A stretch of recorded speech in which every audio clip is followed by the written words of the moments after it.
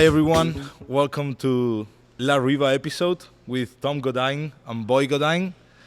Today is a very special one because we have who is considered to be one of the best craftsmen in the industry and the future generation, his son. How are you guys today? Doing good? How are you, Boy? Good. Good. It's really unstable, reactive stains, right? Yes. Can you explain a little bit what is the process and why they are so unstable? And how do you master them? Mastering is a big word, but I think we got it for, let's say, 90% under control. The thing with reactive is not just the stuff that you're using, but everything is a reactive. The temperature, humidity, sunlight, and that all decides what the outcome is going to be. And also, of course, where does the material come from? It comes from Poland or Czechia or France or whatever. It can come from everywhere.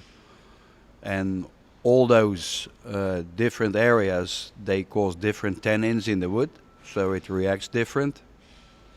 So all those factors combined is you're never quite sure what the outcome is going to be. You have a direction you're working in, but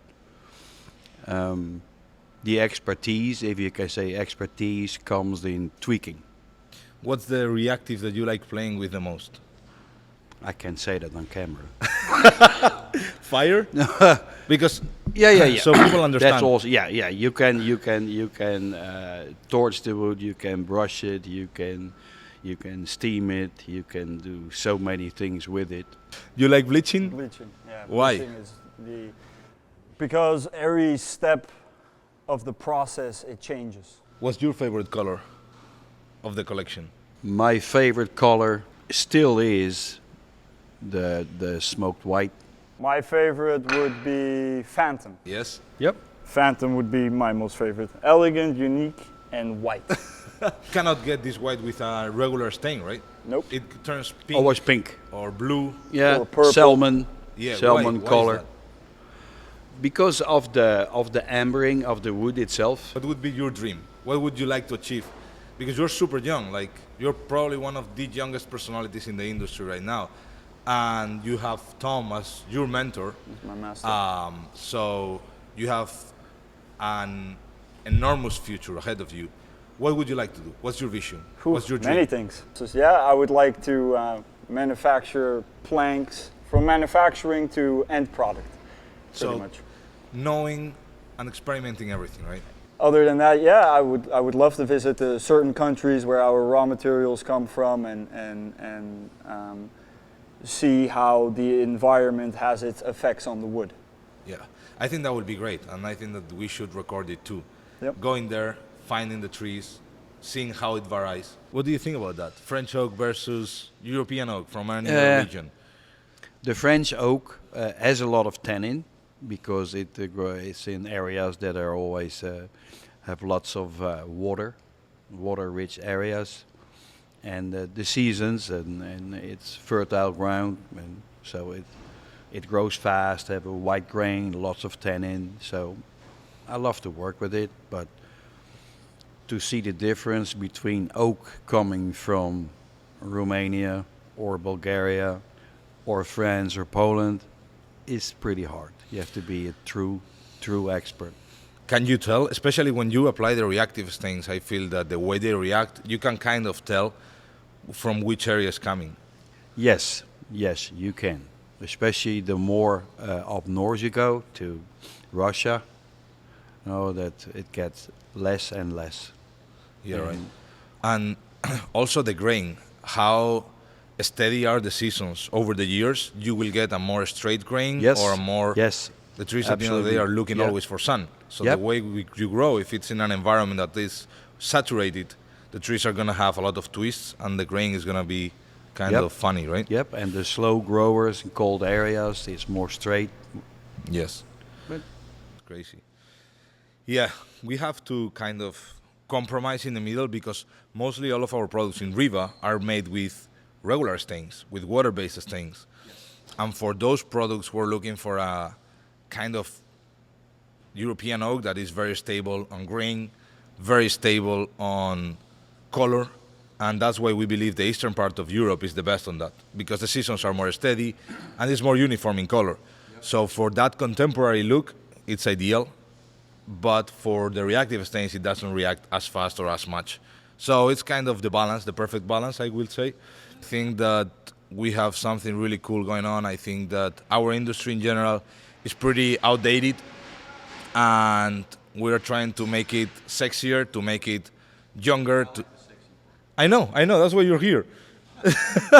No, but I think that you have a super young soul, and you are always trying to innovate. You're always trying to see the next thing, and always trying to play. And I think that we match very well, Riva, me, you, because of that. Like, we keep playing like if we were kids, and that's based on our passion. And I think Boy, I mean, he was working with you for 2 years, and he was already talking about Elon Musk. And no, but the truth is that that's what dreams are come true. Me, when I started with my father after a year, I was telling him, I want to be the one that changes the industry. I want to do this. And my mom was like, yeah, just keep your feet on the floor, you know, like take it easy, blah, blah, blah. And again, going back to the reactives things, people don't truly understand how unique wood is. Every piece of wood, it's absolutely unique and unrepeatable. Everyone. And they are going to be affected different. And, well, when you do a reactive stain on the floor, every piece is going to react different, and you're going to have color variation. Yes, natural variation. Yes. Tell me a little bit more about that, because I feel that that's a topic that people don't truly understand and don't truly appreciate as they should. It has gotten a bad name, reactives, because too many things have gone wrong. And everybody's, reactives, I'm done with that. I ordered this and I get that. But that also has to do with the fact that people don't know how to deal with them. You know, that you can apply them in many, many ways. And everything differs. Like I said, reactives, other reactives is humidity, is temperature, is sunlight, daylight. Everything is a reactive. Anything that makes the wood react, tannins, yes, the cells? Everything. Yeah. So when you know there's every board has its own tannin, amount of tannin, whether it's to the center of the tree or on the outside, that's all varies. So when you use your reactive on that, you're gonna enhance what's in there. Yeah. So then you get this really vibrant look with a lot of variation. But it's all variation that's within a range. Yeah. That it still is nice. Not like that one shouldn't be in there. No, it belongs in there. Yes. Because it was already different. When you have rustic wood, when you have select wood, it's different. Select is already pretty uniform by itself. But when you lay out 5 rustic boards, one is darker, lighter, a little bit greenish, grayer. They're all different. And when you put a reactive on that, it enhances whatever difference there is. But that makes it more nice. If people are looking for a very uniform, one-color floor, then just put a stain on it. Yeah. Cover it. And yes, and go for select, go for Rift, you know, Yes. for old people. What do you think about those? Do you like them? Or Rift? Yeah. In certain colors, I can see that, like the Phantom. I can see that in a select. It's very calm, but for other colors, I wouldn't really go for it. Huracan? No. No. Yeah, I don't. Me personally, I like to see that color variance. I like to see that difference. I think that's what makes a floor unique. And I think that brings a lot of value to any property, any house. But also I think that there's a trend right now to go modern and go like completely white or completely natural. And I think that that's where those colors belong most. And I think there is also a lack of information in the market on how to present it to the end consumer. When they are seeing a piece of sample, they need to understand if it's a reactive stain, what the color variance is going to be, how it's going to react over time. Yeah, but I understand what's going on in the industry, that people are getting fed up with those reactives. That's what you say. You can apply it with a roller, with a sponge, by hand, with a machine. Everything is different. And what I said about the pot life, we make our own reactives With your own. with my own chemicals, because you want to make sure that you have a fresh batch every time. I feel that yeah, there is. It's extremely unique the way you have to treat it, and it's extremely hard to master it. So I feel that people get very in love with it when they test it the first time. About La Riva, something cool. People can come here to Miami, meet with you guys, and design their own floors, right? Yes. The Riva experience. Yeah, that's something Yeah. that we just launched. I think that's really cool. How is that experience? How is that when you meet with a designer or even an end consumer, a contractor, a developer? How is that process? Because you guys have done it multiple times. I've never been part of it, but how is that process? It depends. Mostly they have something, they come with something up. I like this one, but I like to see a little bit more brown. Or designers always want taupe.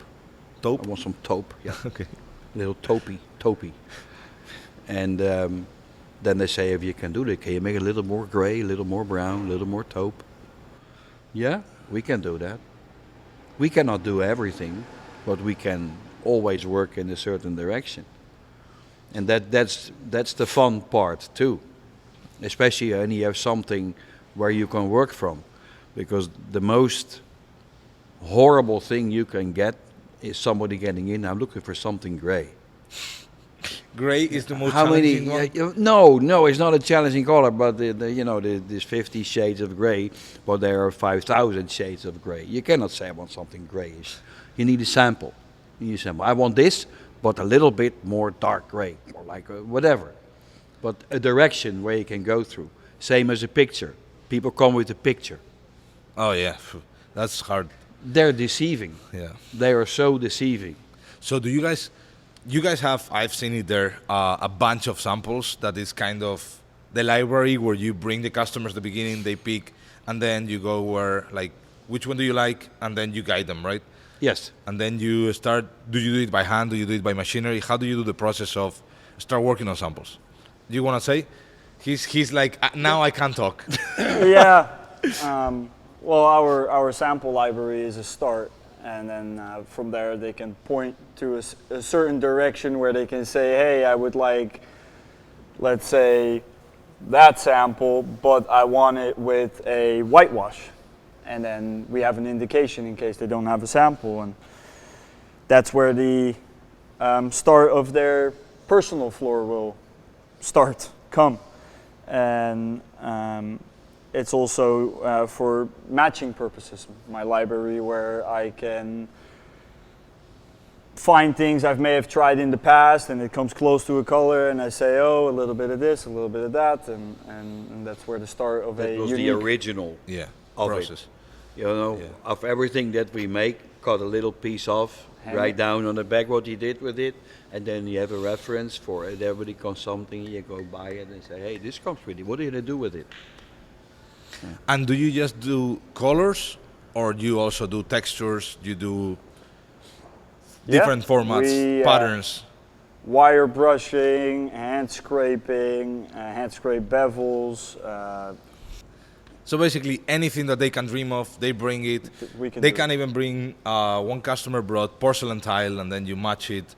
Yep. They can bring other materials and just feel We have inspired matched about here. anything. Work with you guys and create their dream floor, basically. Right? What do you think about the difference between engineered? Because I think that this is also a topic that, although it's very advanced, there is a lot of people that still doesn't know what's the difference between an engineered floor and a solid floors. I feel that you would be more of a solid floor guy. I like solid floors better, but from a commercial point of view, solid is asking for trouble. So you are. Yes, comes with the territory, I guess. I just like the looks of it, because it's never, solid is never perfect. Yeah. There's always something to it. You've been for so many years working. Now Boy comes into the picture for the last couple of years. Where do you oversee your future? Both of you guys. Growing with Riva, of course. On a yacht in the Bahamas. What would you be? What would your dream be? Because one project that we have right now is establishing an experience also in the stores, in the galleries, and in the corners all over the U.S., where people can understand better what La Riva is, what reactive stains here is. Do you want to be always working on this part, doing the finishes, doing this? Would you like to be more involved in the developing process of creating and visiting customers and hearing experiences? Are you thinking about retiring anytime soon? Now that you have your No. your song here? No. I think once a woodworm, always a woodworm. That's not gonna change. I've been in the industry for so long, and I will never quit. Okay. What's your dream? To grow with Riva. To grow with Riva Yep. and take this collection and many more to the next level? Take it to the next level 100%. Try to create a, how do you say, sustainable product, Yeah. and continue to learn and grow and further test the reactive staining process, and like he said earlier, needle it down to being able to get more consistency rather than variation. Yeah. I feel that understanding the source better and deeper will help us so much into that process. And that's something that really interests me, and I think that we could do so much more if we understood that one project that we have is to be more sustainable and be able to use absolutely everything that comes from the forest in terms of the tree, not only the trunk itself, but the branches, the leaves, and do something with it so that we have waste zero, kind of. That's a goal that Riva has, and I think that you are gonna be a very important part of that project. Now, guys, I think that we have a really bright future ahead. I think that what you guys brought to the table, and the products that you do, the way you treat them, the respect that you have for nature and for raw materials is absolutely mind-blowing. And I think that your reputation is based on that and the hardworking guys that you both are. And for me, it's a pleasure to share this project with you and to have you here today. So thank you very much. I wish I could Thank say you. the same. Nah, I'm kidding. Thank you. No, I'm happy to be here. You gonna give me a hand? Thank you. Thank you, Tom. You're welcome, Borja. Thank you.